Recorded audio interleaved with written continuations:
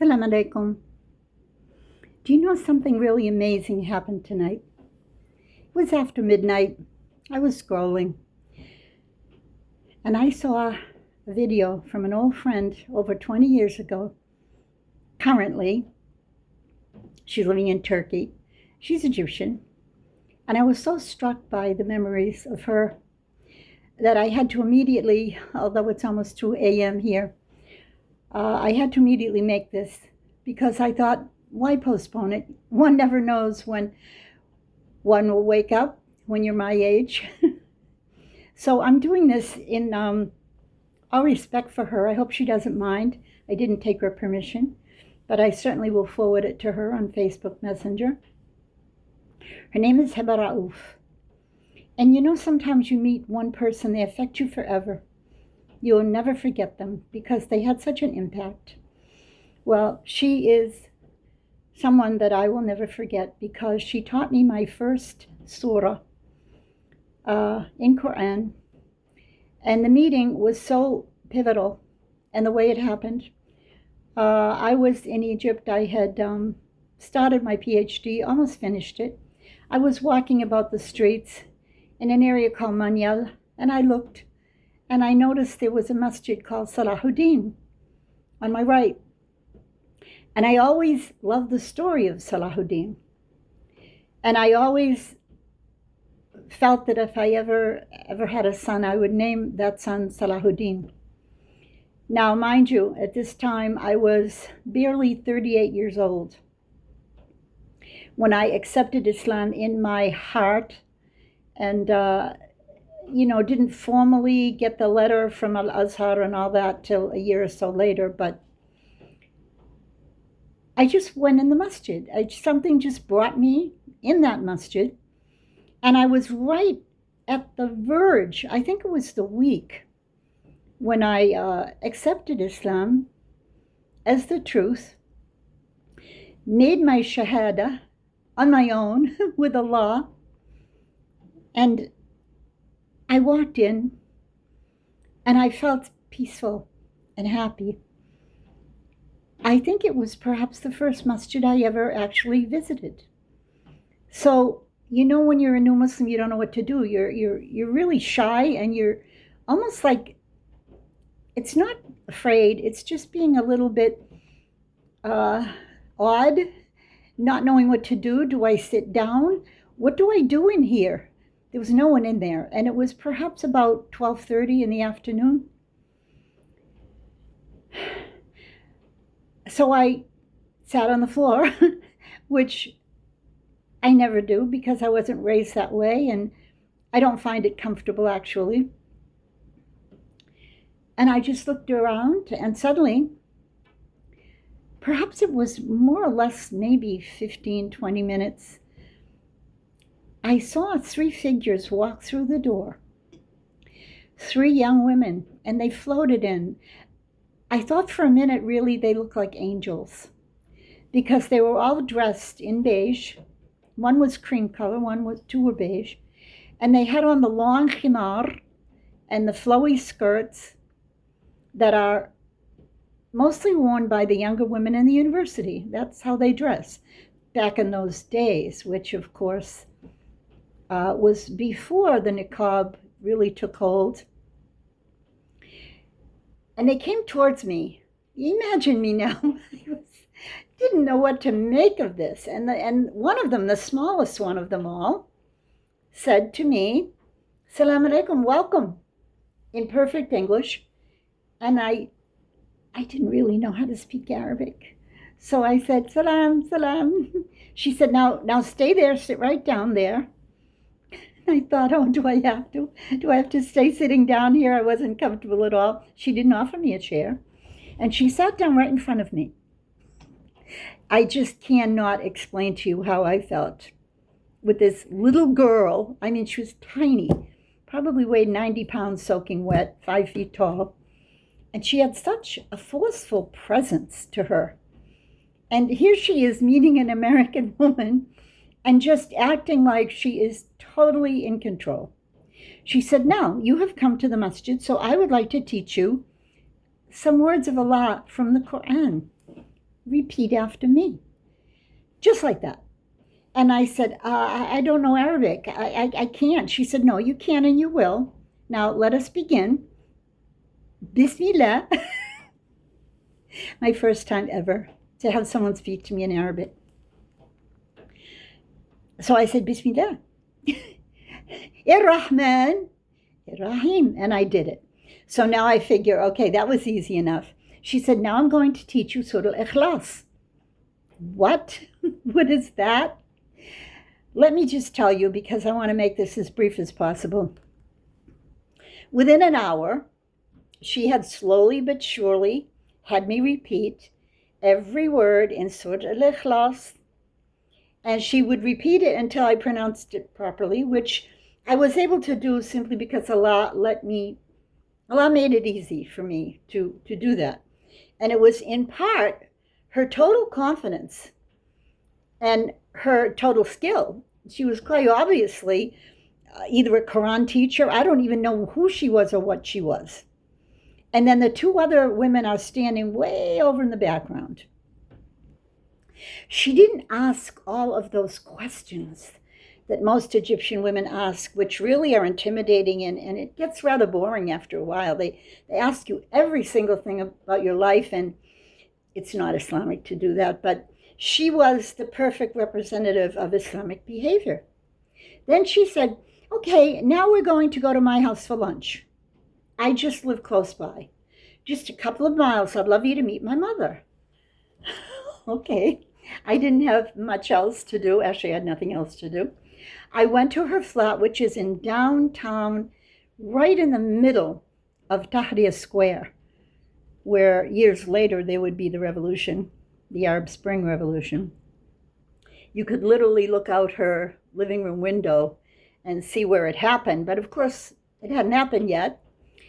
I had a nice lunch. It was just her mom and myself. Her dad passed briefly to say salams in 1 second and left, because it's not appropriate for religious people to have men stay in a house with women who are not related. I didn't even understand that then. I didn't understand much of anything, actually. But her personality was very, very intriguing, attractive, interesting. So I had the lunch.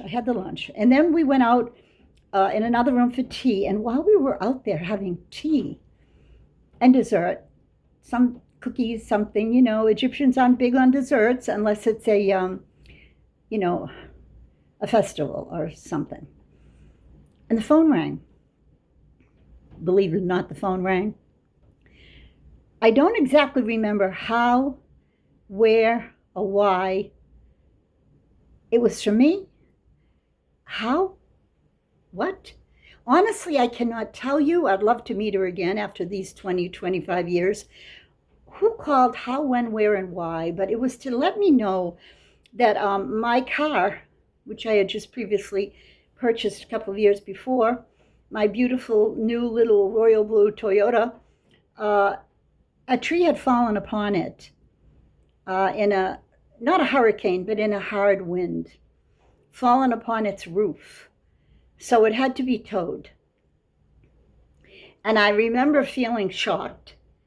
And when I hung up, I said, oh, no, my car's just had a tree fall on its roof, so it's probably going to be out of commission for a long while. It has to be repaired and insurance and all that. And she smiled and said, Allah will give you a better car.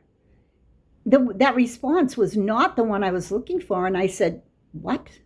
Because not being a real Muslim, quote unquote, you're not used to this kind of behavior at all. I mean, when someone tells you their car is wrecked, you don't smile. Well, you do if you're that kind of a person. Next thing I knew, she was inviting me to stay over. She said, you can sleep in my room. I have a spare bed. I'd love to bring you with me to the university tomorrow. I'm a student at Cairo University. I major in political science. So I said, but I don't have any change of clothes. I don't have any night clothes. She said, change of clothes? What do you mean change of clothes? You wear the same clothes you wear now, and I'll give you a nightgown. As I said, her personality was extremely convincing, and I ended up spending the night. And that night, when we had a chance to speak, actually it was in her room, the doors were closed, her mom disappeared. She started to give me a mini lesson on what it is to be a Muslim woman. And she said, I have to smile when you mentioned you didn't have a change of clothes. She said, you see the clothes you saw me in today? Those are the clothes I wear every day, because we don't need to change our clothes. We have a lot more important things on our mind than what we're going to wear. And I thought, I didn't say anything, because for me that was so far out of, I couldn't even comprehend that. That's the first thing we think about, is what we're going to wear as American women. And then she said, tomorrow morning I wake early, so we'll have to get ready quickly, and then we'll go to the university. And she said, I hope you don't mind, I don't have a mirror in the bathroom. I said, oh, okay. I didn't know what to say. She said, look, I know you American women, you know, you're probably going to have to put on your lipstick or maybe something on your face, but you know what? I'll ask my dad to get a couple of pieces that he uses to shave with, broken pieces of a mirror. Now I'm thinking, where am I? What is happening here? This is just getting a little bit too weird. But I didn't in any way let on that I was freaking out. And I was thinking I have to wear the same outfit tomorrow. Anyway, as it went, I woke up, I saw the broken mirror. I was not, of course, wearing any hijab. You know, I had my blonde dyed hair, and I was wearing it up, though. I didn't let it hang down, because that attracts too much attention in Cairo. I noticed that right away after I was there, maybe the second, third time. I had been previously as a tourist with my sister, and yeah, you don't want to have the long blonde hair walking through the streets of Cairo. We went to the university. I met many people there. One of those three girls drove me. She drove. She was from Yemen, actually. The other one was Egyptian. And they were students with her in her same department. Long story short, they drove me back. She followed me up to the friend's apartment where I was staying. I had a friend whose mom, actually, I had met in America. She dropped me off. And when she dropped me off, the daughter, who was also their age, met us at the door and greeted Heba, my friend, briefly, and then Heba left. When the door closed, the daughter of the woman whose apartment it was said to me, where did you meet those women? I said, I met them in the masjid. She said, what do you mean you met them in the masjid? What were you doing in the masjid? And I said, I just went in because I wanted to go in. I wanted to see it. She said, well, you know, those women don't represent Islam. And actually, you'd be better off not to see them anymore. What? She said, yes, those women are not politically correct here. Could create a problem for you. I'm just in la-la land. I didn't understand one letter of one sentence about what she was talking about, and she did not want to further explain, because people don't really explain things like we do in Egypt. There's a lot left unsaid. Perhaps there are reasons I don't know. Anyway, I was only there for a visit, and by the time I left, it was not only her and that encounter. Within days, I had another encounter, which was arranged by, as I mentioned, the sister of the woman whose apartment I was living in. Now, this woman was divorced, and I had met her in America. I don't remember how. I honestly don't remember. This is all so long ago. But I recall she had said to me, if you're ever in Cairo, look me up. I'd love to have you as a guest. She was a PhD in biology. That's all I remember. As I said, I don't remember how it happened. But a car came and picked me up, arranged by this woman I was living with, and said, these are people who want to help you because you mentioned that you just accepted Islam in your heart and they want to help you. So go down to this white station wagon and go with them. So I did. And I remember I walked into that white station wagon. There was a black man sitting in the front, dressed in white, totally white, and a male driver and his wife sitting in the back seat with me. They brought me to his clinic. You know, in Egypt, when you're a doctor, you will often have your private clinic in the home, in your flat, because everyone lives in buildings with, we would call them 2-bedroom apartments. They call them a flat.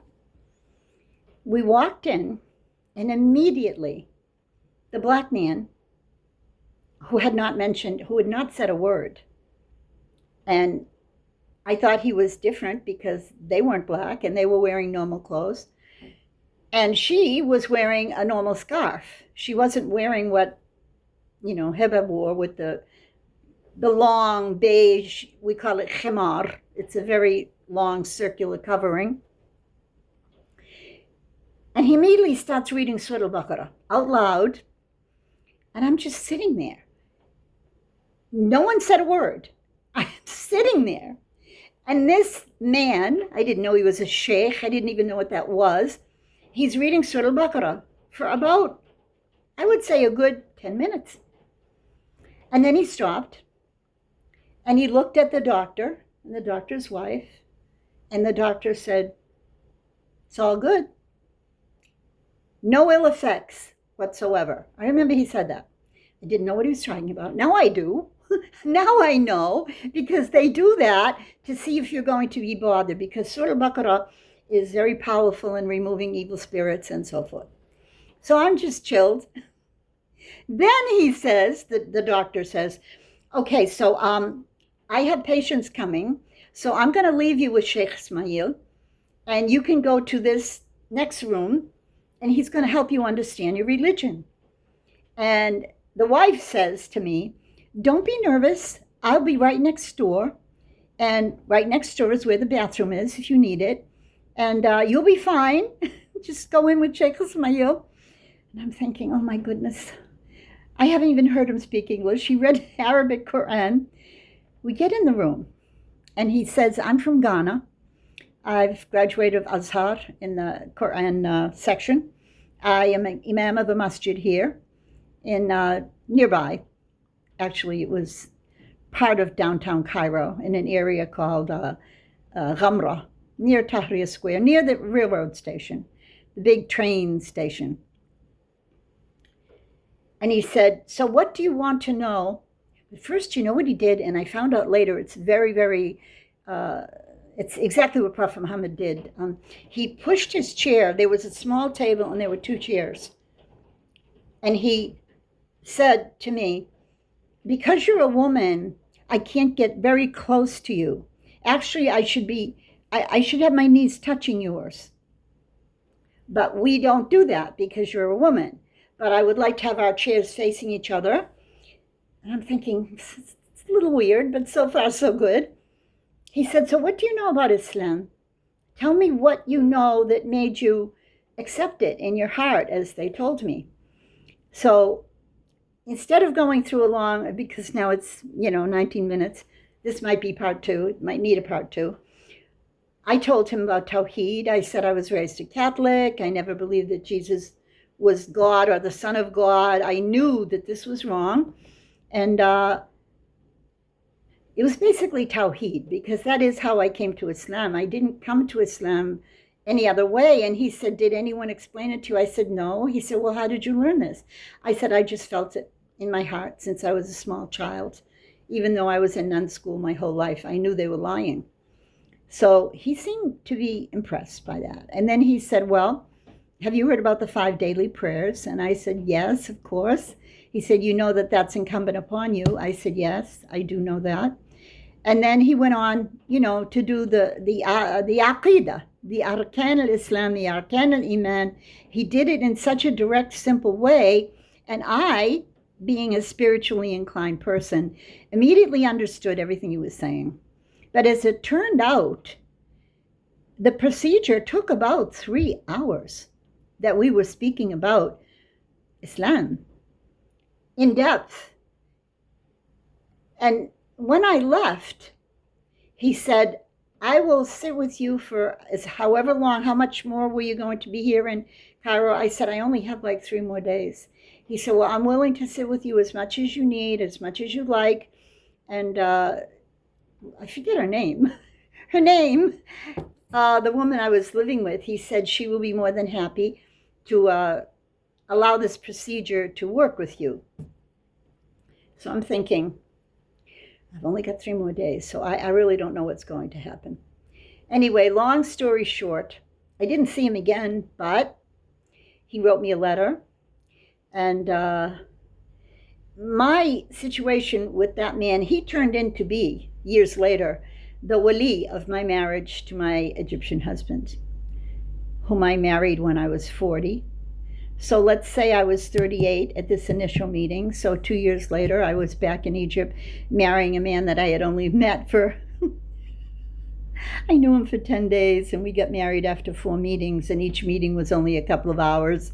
So it was destiny, to say the least. And then I had my son, and I called him Salahuddin. And that's another story which deserves another video, but I think we're good. We're good to go now. It's 21 minutes. So that is basically the story. The best part of my life since I was a Muslim is meeting Sheikh Ismail. And so I won't do part 2 about Sheikh Ismail now. I want to do again part 2 about Heba, which is how this whole lesson started. So I'm going to stop this one, and then I'm going to do the part 2 more in detail about Heba, inshallah. Assalamu alaikum wa rahmatullahi wa barakatuh.